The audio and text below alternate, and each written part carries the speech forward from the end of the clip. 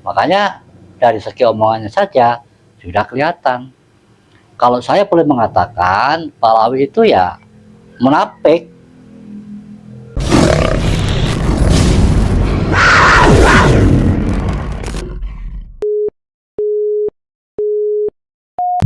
Bismillahirrahmanirrahim. Assalamualaikum warahmatullahi wabarakatuh. Mungkin bisa dibilang oknum ya. Oknum itu biasanya hanya individu. Akan tetapi kalau yang mengatakannya itu adalah seorang pimpinan organisasi, organisasinya tersebut sangat besar, banyak anggotanya, mengatakan sesuatu dan plan dirinya bisa saja orang menilai itu mewakili kelompoknya. Dan orang yang berkata plan itu ya orang munafik ya. Sebagaimana kita tahu sudah lama sekali ya kasusnya.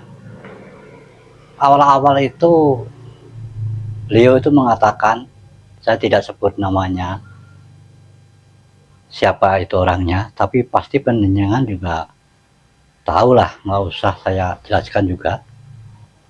Beliau mengatakan kalau untuk membedakan Habib asli dan palsu, katanya demikian. Meskipun sekarang ini kenyataannya palsu semua. Palsu dalam arti bukan keturunan Nabi ya. Dulu itu beliau mengatakan kalau untuk membedakannya itu ya dengan cara tes DNA. Saat sekarang ini setelah tentang nasab ini ramai menjadi pembicaraan publik begitu ya. Ada kelompoknya juga dari golongan mereka juga tentunya. Bolone lah nek Jawa mengatakan. Itu membantahnya.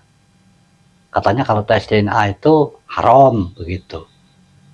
Ini jelas-jelas memperlihatkan kalau orang seperti itu ya plan hanya berkelit. Ya untuk istilah agamanya itu munafik. Seorang munafik itu kan yang dikatakan hari ini A, besok situasinya lain, tidak diakui, lalu mengatakannya B, besok lagi C. Lihat situasi dan kondisi hanya untuk kepentingan dirinya maupun kelompoknya. Itulah ciri-ciri munafik. Nah, orang yang mengatakan seperti itu, ya saya tidak menutupi ya, yang mengatakan itu adalah seorang Pak Lawi. Ya Pak Lawi ini munafik. Jadi fenomena tentang nasab dulu katanya kalau untuk membedakannya harus tes DNA. Sekarang dibantahnya haram dengan mengeluarkan dalil yang dibuatnya sendiri. Karena apa? Setelah ada kajian dari seorang kiai, saya boleh sebut namanya, yaitu dari Kiai Madudin, yang telah membuat kajian ilmiah ini. Ilmiah itu bukan hanya akal-akalan, tapi berdasarkan penelitian, dan itu adalah merupakan ilmu pengetahuan ya. Beliau sangat membidangi Kiai Madudin ini sehingga menemukan pada titik akhirnya ternyata para Pahlawi itu bukan keturunan Nabi. Ya, kalau keturunan Nabi, kenapa tidak berani tes DNA?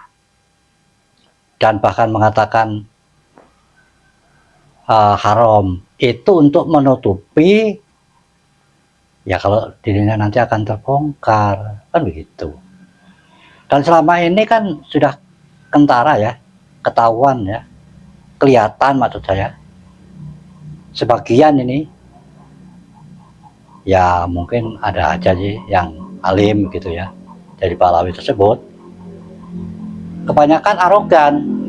Coba pengen lihat semuanya itu di YouTube itu banyak yang mengatakan ini itu sifatnya angkuh, arogan, membanggakan kalau dirinya ada mengalir darah Rasul, padahal itu semuanya untuk menipu kita semuanya ya, menipu agar mendapatkan fasilitas-fasilitas kemudahan-kemudahan ya, sehingga membuat agar supaya kita turut patuh dan tunduk. Kan selama ini kebanyakan dari mereka istilahnya itu banyak yang dawir gitu ya. Ya tidak kita tutupi lah.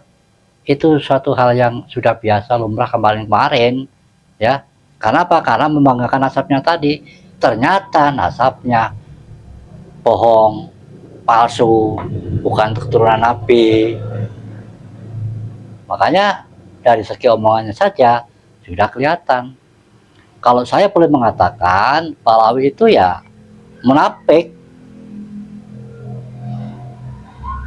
Penilaian itu berdasarkan dari omongan yang tidak selalu konsisten, kan begitu. Sebagian saat ini juga masih ada mukibin yang mati-matian membela. Sadarlah coba, yang kita harus turuti, ikuti sebagai panutan adalah akhlaknya, bukan nasabnya, kan begitu. Nasab digembar-gemborkan, ternyata palsu. Coba bayangkan itu, renungkan. Kalau bagi Anda yang masih mati-matian membelanya, kebangetan. Di mana akal pikiran panjenengan? Apa sudah terhipnotis sehingga akalnya ada di dengkul, kan begitu. Keterlaluan menurut saya. Ya, saya tidak bermaksud memperolok-olok kepada siapapun tentunya ya. Tapi ya kenyataannya begitu. Tidak bisa dijadikan panutan, banyak membohongi. Bahkan imam besarnya itu selalu provokasi. Ini harus kita tanggulangi bersama. Orang Nusantara, pribumi asli, kebanyakan cinta damai. Tidak suka ribut-ribut. Ribut itu waktu dulu melawan penjajah. Nah, kalau mereka itu berusaha ingin menjajah, meneruskan kolonial Belanda ataupun kolonial Jepang ya, dengan mempolitisasi agama, wajar kalau kita berontak. Karena jiwa orang-orang Nusantara ini ya jiwa pemberani, jangan Anda remehkan. Saya lihat di video ada yang mengatakan dari kelompok mereka ya, akan memberikan shock terapi tingkat tinggi. Mangga, silahkan, kita semua tidak akan takut ya. Saya himbau nih anak-anak muda terutama, nggak usah takut pada mereka. Masa pribumi takut pada imigran? Kalau Anda dipersekusi misalnya, kita ini kan pribumi, di lingkungan kita biasanya saudara. Kerahkan tuh semua tetangga, suruh bawa pantungan semuanya. Kalau mereka melakukan hal-hal yang sifatnya ingin kekerasan, ya kita jawab dengan kekerasan. Dia jual, kita beli, itu saja. Dan kita berani karena benar, bukan benar itu karena dibuat-buat ya. Saya rasa kita menilai seseorang itu dari akhlak, dari tingkah laku, dari ucapan. Kalau yang plan seperti ini, kan itu merupakan ciri-ciri orang munafik. Bagaimana bisa dijadikan panutan? Kiai-kiai alim di kita banyak kok, ngapain harus menurut para mereka yang semuanya itu akal-akalan ya. Saya rasa begitu saja video kali ini. Semoga kita semuanya selalu menggunakan akal pikiran yang cerdas, yang waras, yang jernih. Logika kita mesti kita asah, jangan taklid buta. Wassalamualaikum warahmatullahi wabarakatuh.